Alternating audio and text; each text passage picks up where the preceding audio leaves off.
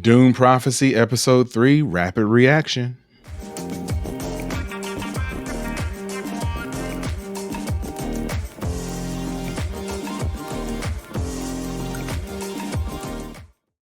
Dune Prophecy Episode 3 just ended, and I am JD here with Watch Stuff with Us. And I'm going to do a quick rapid reaction to the episode.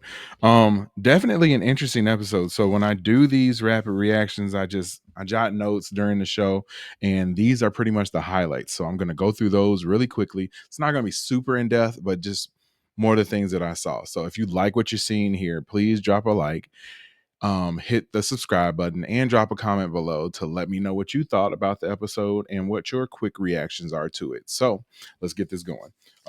We started out, the first thing I have written down is young Valia used the voice to save her brother. So I guess her brother was swimming and started drowning, and Valia used the voice in order to save him. So the thing that was interesting with that revelation was that she actually used the voice to do something good. Like, I had only seen the voice used for like negative and like trying to get somebody to slash their throat or something like that. I didn't know that you could use the voice for some good. So it was kind of cool to see that you can actually do that. The next thing I have written down was that her brother um, basically backed her, even though the rest of her family seemed like they were already turning her back on her, because she wanted to go after the Atreides, because they had been like pretty much hunting and killing her family members for several years. Um, and she wanted to go after them. The rest of her family didn't want to do it, but she wanted to go after them. So her brother pretty much agreed to be a part of whatever she was plotting. We fast forward literally like 5 seconds later, and they show her brother dead. So obviously, her family was very upset by this. They feel as though she got her brother killed, and they, even as you see eventually later on in the episode, they never forgave her for that. So they feel as though she got him killed because he was willing to follow her, and she felt like she was justifying what she was trying to do because she was trying to protect her family name, unlike the rest of her family. It seems like the rest of them are not willing to do so for whatever reason. um we find Lila in suspended animation, like sort of limbo. Tula was keeping her that way. For whatever reason, the other mother or sister, I guess, that was there with, she's probably a reverend mother, who was there with Tula, was telling her like, yo, you can't keep her like this. Like, this isn't right. You got to let her go. Sacrifices have to be made, and this is just a person that had to be sacrificed.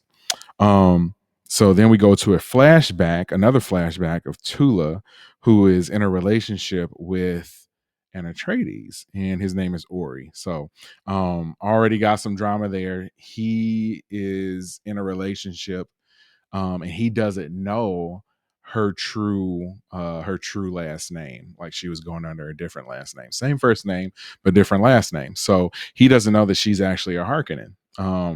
And she's just, dating this guy and has fallen in love with him, obviously. um Valia and Dutrea, I guess we go to a different sort of flashback of Valia in the sisterhood, the early days of the sisterhood. And you can see that her and Dotrea have had like a long standing beef, which sort of gives a little background information on how they, or how Valia was so willing to get rid of Dotrea in the first episode. I'm like, man, like, it seemed like she was willing to off her real quick just because they didn't agree. So obviously they have a long standing sort of disagreement, and they have been sort of battling for the leader of the sisterhood forever. And Valia took that opportunity in the first episode to use the voice to make her kill herself. And it's kind of cool to see that that wasn't just something that was, just boom, just happened like right then and there. That, no, this has been building up for several years. um Then let's fast forward to another flashback of Ori proposing to Tula.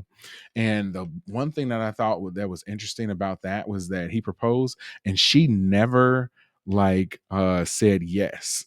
She didn't say no either, but she never said yes. And then it fast forward to them making out and all that stuff. But it immediately caught my attention that she never said yes.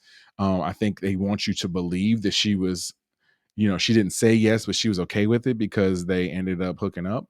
But it definitely, looking back now, was obvious that something was going to happen between them because she never said yes and never agreed to marry him. um like I said before, she Ori doesn't know that Tula is a Harkonnen, but she eventually confesses to it and says that that's her real last name. Um and I was expecting Ori to be pissed off. Like, he looked like genuinely shocked. I was expecting him to be like, I don't know, and and then end up getting mad because it's a betrayal. Like, their families have been beefing for forever, and to see that he was willing to still accept her, even though the things that their families had gone through, like, man, I was surprised at that. So it shows that he was, still deeply in love with her and willing to let whatever happen, um, be in the past, and it has nothing to do with them. It's just that's what's going on with their families, that their families don't define them. Um, so it was even more of a shocker when later on, a few moments later, it shows Tula, or at least Ori, recognizing that it's very quiet. Like, the night before he had went to bed and there was a loud, sort of like a party going on. And at this point, he wakes up and they have the conversation and he notices that it's quiet. So he goes outside, looks around, finds all of his people like in sort of like a little pit area dead. So it was obvious that Tula had done this. Um, and then she eventually stabs him in the neck with the poison that they had been talking about earlier in the show that she used to put down the horse with. Um, Shockingly cold blooded. I was not expecting it to go that route, but it did show that Tula was willing to do whatever to take care of, her family and, sort of avenge her brother's death. I don't know. I think a lot of that is coming from Valia, and Valia basically not misleading, but influencing her to do this. And she was able to do it. But initially I thought that Tula was more of like the nice, sister, and she was just, sort of being taken advantage of by Valia. Like, nah. Like, Tula got a dark side too, and she's willing to do whatever for the people that she cares for, as we see later on in the episode too. Um, so then let's fast forward a little bit more. I wrote down that the family name is more important than the sisterhood. So I find that interesting because there's sort of a back and forth through that, with that concept throughout the episode. Like, you have, at one point, you have Valia and Tula both focusing more so on their family as opposed to the sisterhood. And then you have, um later on in the episode, towards the very end, you have Valia foregoing her family name and sort of doing things just for the sisterhood, or at least basing them around saying, I'm doing it, for the sisterhood, for the greater good. um and then we finally show that the Valia ends up taking the the blue juice. Is what I end up calling it. But she ends up taking the juice that make her have the agony. So she goes through that, connects with her ancestors, and then once she's done, she has a conversation with Tula, who's there when she wakes up, and says that sisterhood is their new purpose. So I guess that's her fully committing to the sisterhood over anything else, which is interesting. And I wonder how much of that is actually true. Um, then we flash forward a little bit more to Theodosa and Valia. Looks like they're returning home. So Valia shows up at their family, home or whatever it is that they live in. And they're surprised to see her there. Obviously, I'm guessing this is the first time that she's returned home since she tried using the voice on her mom. So which is super interesting. And I wonder what her true purpose for being there is. They didn't reveal that at the end of the episode, but I'm guessing there's more to the reasoning behind her actually being there. And then we end the episode with Tula um, being complimented by the other Reverend Mother who was there, saying that, I'm glad that you had you were able to let Lila go, or Lilia go. And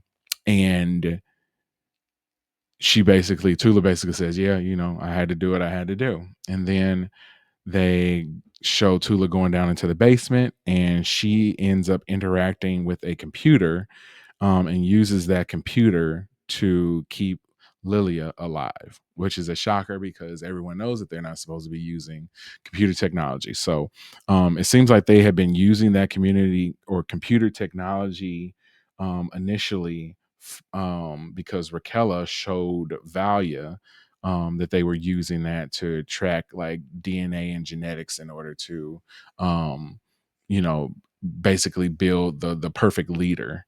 And I guess she ended up telling Tula about that as well, and Tula ended up bringing Lila down there to say like, "Hey, computer, I need you to keep her alive." Even though the computer is like, "Nah, we shouldn't do this," she overrides the computer and says, "Yes, you are. You're gonna do what I tell you to do." So it's just interesting to know that everybody on this show is deathly afraid of any sort of artificial intelligence or any sort of computer technology, but yet here you have the sisterhood actively using it. So I wonder, is that going to be found out at some point or not, or is that going to continue to be their secret? I wonder, even if as we fast forward into the actual like Dune movies, do they know about that sort of technology that the sisterhood has? Do they still have this technology? Do they still use it now that they're Bene Gesserit? Interesting. If you have an answer to that question, drop it below.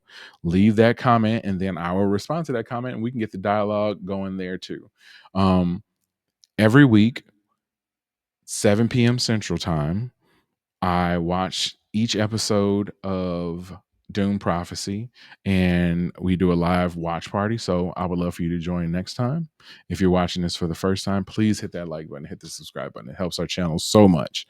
And if you would like to tune in next week to be a part of that watch party, please do so. It's a good time. We had a nice little turnout tonight. So, yeah, without further ado, man, I'm going to leave you to whatever you're doing right now. But thank you so much for tuning in to another episode of Watch Stuff with us. I'm JD. Peace.